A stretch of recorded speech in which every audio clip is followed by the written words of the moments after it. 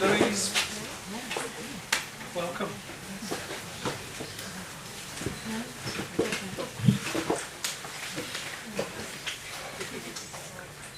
All right, I'm going to read 3 poems that mainly have to do with growing up in South Africa during apartheid and just that awkward stage of adolescence, those painful, angstful times. All right, so the first poem is called Motherland. Growing up white, in stark contrast, feeling my privilege like a tumor on my heart.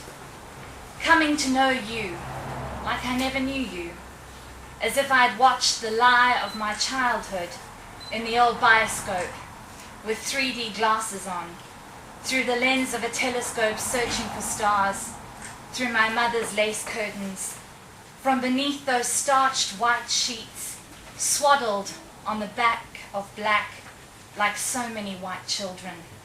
Orphans to those women who raised them, who left the townships and cleaned our homes, polishing the silver, washing the clothes, eating off enamel plates on the back stoep, in pretty pastel uniforms, duks on their head, dompas in their bras, while we sat happy in our safe white city.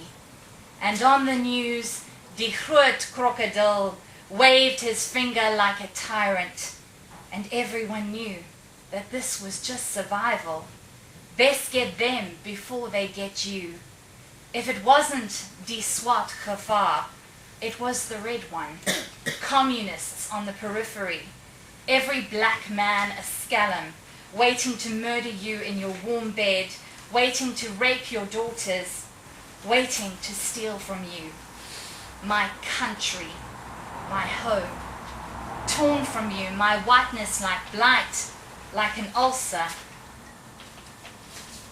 This shameful skin rubbed red, surely bone will not betray me. And still you find a way to hold me in your broken arms, in your vast cradle, when others say, you are not of this place. Go back to where you come from, Wit-O. You have no folk, you have no clan, you have no right. On the day I was born, Umkhonto weSizwe blew up New Canada Railway line in Soweto, 1979, the year of the spear. I was dumb before a single word had passed my lips. I was unconscious, infinite.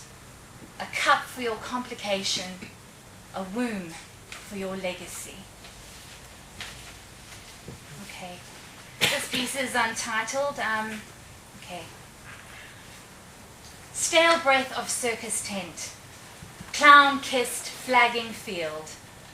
Where have all the horses gone? 13, awkward as colt, giddy stampede of silence, bolstered by Tuesdays and fine reveries. Bleeding, uterus tear. How can I make this better? Like plugging a wound that can't heal. She is in fine form, your sober mistress. Rapunzel, Rapunzel, let down your hair. Charging through adolescence like a bullet train. Breast buds sprout like prickly pears. Your best friend, knocked up by a boy with braces, spreads herself on a steel bed, life scraped like butter off burnt toast. Shaving your legs, you nick yourself in the bath and bleed into some kind of salvation. And so you listen to your mother's old carpenter's records and learn all the words for vagina and scratch your initials in desktops and lust after your English teacher and feel things acutely and feel nothing and everything all on the same day and wish you looked like Bridget Bardot with legs up to Nirvana and wonder how you'll survive the next 3 years with braces on your teeth. Stale breath of circus tent, horses parading in fine feathered form, circles and circles of candy-striped false merriment, weary tigers prowl. He buys you candy floss, like when you were 10. Blistering sugar melts on the tongue. Dare you laugh at clowns? Strange, girl, woman. Okay, and the last piece is a semi-autobiographical, just a series of little vignettes about growing up. Can you ever know someone tight like a rubber glove, fit like a precursor to greatness in their old coat pocket? Mothballs replace aftershave, warmth a heartbeat. These pillows have had enough of the heaving hopelessness of absence. When I was young, became testament to you grown old, a vague timeline to scabby knees and truancy.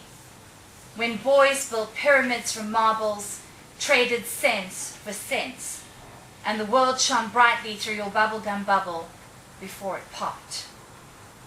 She, scented of sunlight soap, milk and putu laced with sugar, a bowl of stark white on the back stoop. I am forlorn without her. I can hardly remember her face. Just hands, ebony polished fingers, like banisters, like crutches, like wood. And then there was a photograph in my mother's clothes, clogs too big for my small feet, pushing you in an old pram, a fat slug-like gurgling you, pale blue baby grow, laughing like sunshine, weighted and full-mooned, ripe, resplendent, apple of eye, cute as a button, fleshling, you. Sandile watches my dance routine, a scratchy 7 single, theme from The Deer Hunter. I wear my mother's silk nightdress, it gapes over non-existent breasts. Sometimes it is the charging light through gaping retina that elicits more fear than the dark. At least in the darkness you can't be seen. At least you don't have to confront its face when it comes for you, a gaping hole of ruin and terror, tin teeth, pink gums, every day of the sodding week. Amongst the wild gooseberries, skinned like paper cuts, an opportunity bursts through, golden, sweet and sour orb, the life juice is dripping, and yet there's no blood. Bottom of the garden, jungle root, soaked footpath, laced with weeds and beetles, hum of dragonfly, mute like song. Figs like sugar and sandpaper on the tongue. The birds have forsaken the worms. They commit suicide in the sun.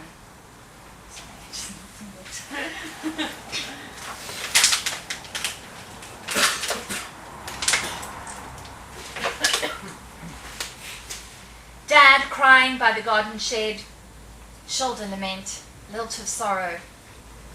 The earth has a taste for such tears. We watch the black smoke billow from a hospital incinerator, sniffing the air to define the source. Bandages, bones, flesh, tissue, pus, blood, fetuses, infection, ash.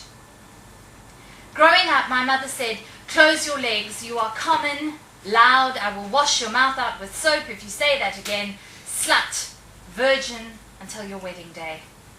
Drowned in pink pastel, pink submission, an eiderdown, a princess dress, a Barbie doll, musk sweets, preserving and fortifying your violent, violet sanctity, cupped ear to my vagina, listen, dead, see? Papa's garden blooms in the center of town, flowers in every shade, a small kitchen and your old silver pot. You gave me a wireless for Christmas, white noise echoes the space becoming, blue silk mandarin pajamas on my 6th birthday, China girl, doll. Nora becomes Annie, like any for as long as I knew her, starched cotton rough against my cheek, carried on her back like a small white shell. Bernard, blue overalls smoking boxer tobacco in the small outhouse, bald head reflecting light, soft and smooth with Vaseline. I cover your baldness with my mother's wig. Township, rippling harbour to the east of home, black label courts and shebeens, fires burning in old petrol drums, scraggly dogs with xylophone ribs, necklacing, muti, sandile missing. Where have you gone? Children's hospital ward, mosaic and pickup sticks. The girl in the next bed won't eat. Stern doctor threatens a feeding tube. Dinner is a strange affair. Fish on the plate looks back into me. Jelly eye, my stomach in knots. Just swallow. Writing. Words and vomiting much the same. I have yet to find the perfect expression, the simplest way to say it. Lost in these antidepressants, plague of the modern world. Numb me with your Novocaine, brain bleach me back to silence. Of this sadness, I won't say a word. Abort shame, sleep. This time tomorrow you'll be laughing, just you wait. Once, West Street, the old Polo Tavern, ghosts walking on tiptoe, visible through dust. I saw my grandfather, flesh and bone, benevolent and fading. Further still, your aching sentimental Valentine, rose-red razor rush, a scrawl of penned promises. The only four-letter word you should fear is love. You, heart-stopper, champagne-corked, charm the pants off me. I must have been dreaming. Conjurer, rabbit hat, star twinkle, two blue eyes. I won't be here to write the end, so I guess you'll have to improvise. I said everything I needed to on a post-it. The parts I remember made me laugh. I never really could forget the parts that made me cry. You're going to find me in here, under the floorboards, wrapped in lace and regret, like the dolls you should have kept to remind you of something innocent, charming even. You're going to find me in here. You know it, don't you? Sleepwalker, insomniac, afraid of shadows, corner crouching invisible, years escaping like refugees, innocence exiled. He was probably lonely, you said. He was probably lonely. Pink-cocked pornographer, Scope magazine, cum-licked, salt-wet tear-bearer. Lock up your daughters. Kisses for sweets. Bet they don't give you those facts on a chappy wrapper. The only race I ever won involved an egg and a spoon. Balanced, forward-rushing, heart-pounding, fragile hope across a line without finish. Thank you.